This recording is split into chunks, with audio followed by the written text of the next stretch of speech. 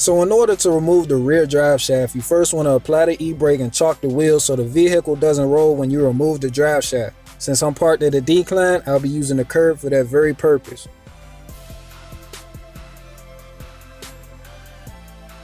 So here's the differential side of the drive shaft, and here's the transfer case side of the drive shaft. I'm making this mark so I can put it back in the same location.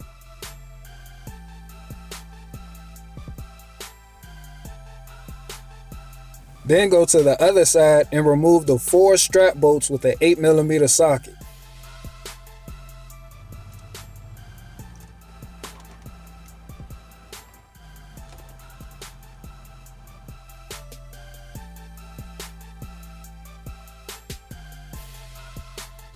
Now if it doesn't want to come off like this one doesn't, then use a screwdriver or a pry bar and give it some persuasion. The transfer case side just pulls straight out.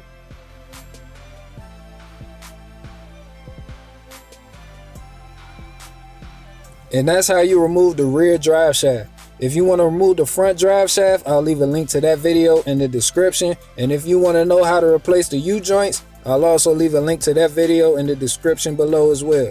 Thanks for watching.